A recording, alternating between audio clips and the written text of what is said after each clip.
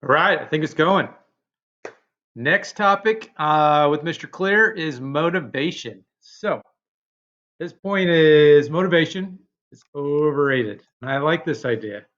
So, if you are able to engineer your environment so you do not see things that like trigger an emotion, for example, back to the Halloween candy or the chips in my pantry. The minute I see my chips in the pantry, I want to eat those things. So I now have to motivate myself not to eat them. And what do? Well, I can like win that battle for the day, but then what happens tomorrow? They're still freaking sitting there. So the idea is don't even tempt yourself. Create your environment so you don't have to stumble into chips or into candy. So anyway, again, this isn't necessary for everybody. Again, my wife, she'll just let the chips sit there. She'll eat like one chip, and I'm like, you do not belong on the Ruffles commercial because once I pop, I can't stop, even though I know that's Pringles. All right, goes into brains of our ancestors. We talked about this before in our class. Our brains are geared not for modern day life in terms of like human beings have been on Earth for a long time.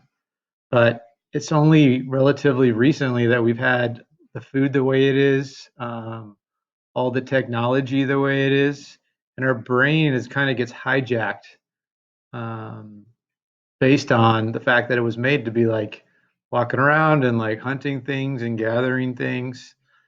So part of it is like this craving and wanting would get us out of the cave. It would be important for us to be like in our just natural way of doing things because things weren't easy. It's not like today where I go to the grocery store and I pick up all my food. And back in the day, you had to get out of there and you had to walk around and you had to literally turn over rocks and it's like, sweet, I could eat these freaking bugs. But now it's you don't have to do that. Now it's you have this food source and it's delicious. So what does that have to do with turning over rocks? Well, if we're kind of made to find something that we really like, it makes us want to go back to it, especially if it's like a high density enjoyment, whether it's food or television and movies. If it packs a punch, like our brain realizes like it gets a lot for its dollar, if you will, which kind of triggers this anticipation. Um, and again, it's good and it's bad. You just got to realize like if I don't run, like I get kind of cranky because I have now conditioned myself to like actually enjoy it. Whereas, when I was a kid, like running was literally a punishment. But anyway, our brain kind of gets used to these like endorphins that it releases. And all of a sudden it goes back. You don't need to have willpower to go running in the morning if you enjoy how it feels. I remember I at my parents, they wanted me to, I played soccer and I remember I wanted to quit because we had a coach that used to make us run a lap, and I thought it was completely just like ridiculous that I would run an entire quarter mile. Who like that is just so far. I thought. Luckily my parents didn't let me quit. Social norms. Who are the people you hang with? The people you hang with that kind of becomes your pack, and you start taking on a lot of their traits. You kind of create your own culture. So make sure you surround yourself with people that you want to be. Kind of get a shared identity. Like you see that a lot with teams. Um, find people that are going to make you better. I always tell people like I married my wife because she made me better, better version of myself. So you find people that are successful. You look at what they do. You look at their behaviors, and those are the you try to like reframe things that are distracting to you. Say to yourself like, what would so and so do? And it kind of gives you another idea and it kind of allows you to reprogram your mind in terms of like your ability to do other things, um, kind of like role models. Yeah. So like she's nice to everybody, my wife. Like I think it would be funny to bring her into class one day and um, just kind of have her in there with us because like she's so sweet to everybody. And Anyway, it's good. It's good for my daughter, especially. She's sitting over there pasting away, making her own. I don't know what it is, like a diorama or something. What is it? Oh, she doesn't want to talk. Anyway, but like all the art stuff, like that all comes from my wife.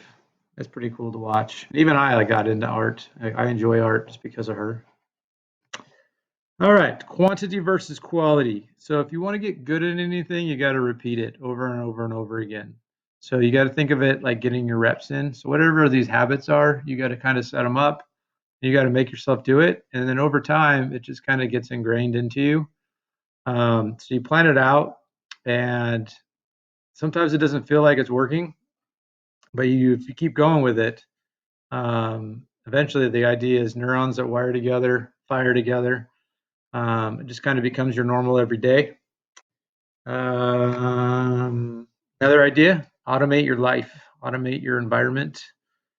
Um, Listen to the things that are your excuses and get rid of them. Put some constraints on yourself. Um, Things that don't work or serve you any longer. You got to find a way to kind of distance yourself from them, and sometimes that's even people.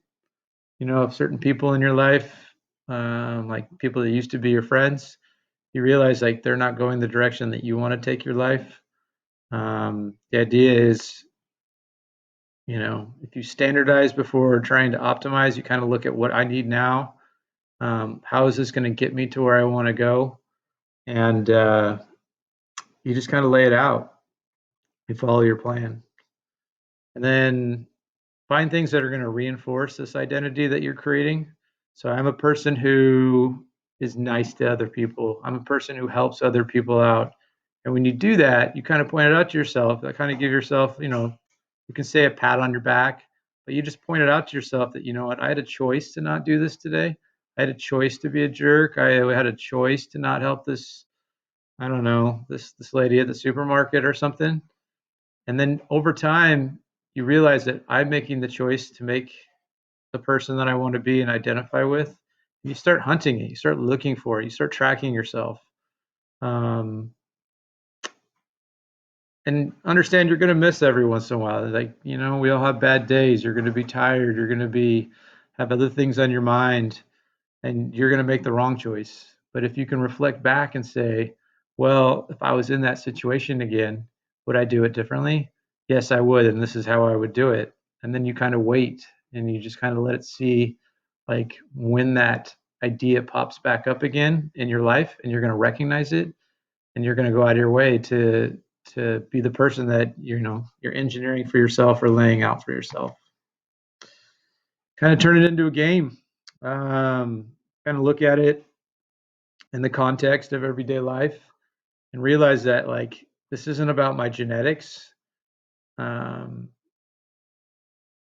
it's about the work that I want to put in. It's about the things that excite me and about what skill sets that I have. You start to explore like who you are as an individual or as a person, and you just kind of get after it. And it's okay to make mistakes. It's okay to take a step back. Um, like it doesn't mean that I don't eat candy. I eat candy and I'm like kick myself in the butt and I'm like, you know what, next time there's candy out, I'm not gonna eat it. Like right now in the freezer, there's a whole bunch of Hershey's Kisses in there. And every time I look at it, I'm saying, nope, not that guy. Now at some point, might they all get thrown in the trash? Maybe. My wife said no. But maybe. If I can't win the battle. And then just look at it as a way of getting better. Can I execute my routine? Can I experiment with new things? Can I build these other ideas into me? I like this idea of a Goldilocks rule. Like try to find things that are difficult but not too difficult. Especially right now, like you're like, man, I'm bored. Man, I'm bored. Find something to do that you maybe wouldn't try before, and it's all right to, just try things out, see what works for you, change up your routine in the day. Mastery. Good enough hurts better. So, the idea of if you're really going to become great at something, you have to turn it into a lifestyle. And it's all cool and everything to have a system. But systems are going to level off. You're going to hit plateaus. And then when you do, are you going to be satisfied with that? Or are you going to look for other things that might take it to the next level? The idea of this, to push yourself continuously, not to the point where you're like freaking out all the time or obsessed all the time, but the idea that you're always looking for ways to get better. And that's what this thing like deliberate practice is. Like I still like when I watch kids on a baseball field and they say they're bored or they say they want to be good. And I'm like, if you really want to be good, dude, you are going to be looking for things to improve upon. If you're bored, it's your fault. If you're unhappy with your playing time, well then nobody's going to stop you from getting better in the cage, you know. But you have to be conscious of it, and you got to create habits, and you got to outwork people if that's really like something you want to do. You have to choose the changes that you want in your life. Just because everybody else is doing it one way, like they're all going out after practice and going home, maybe you stick around another 30 minutes and hit. You know, this idea about creating data and finding your own data and creating your own system, I think it's pretty strong. I really do. I know a lot of people don't normally think like this. Um, but if you want to be different, like you have to think differently and you have to realize that small improvements add up over time. And just the idea of fine tuning yourself and just continuing to realize that success isn't a destination. It's really a habit, and looking for new habits and new people in your life that are going to help you get better. So anyway, that was Atomic Habits by James Clear. Hope you guys enjoyed.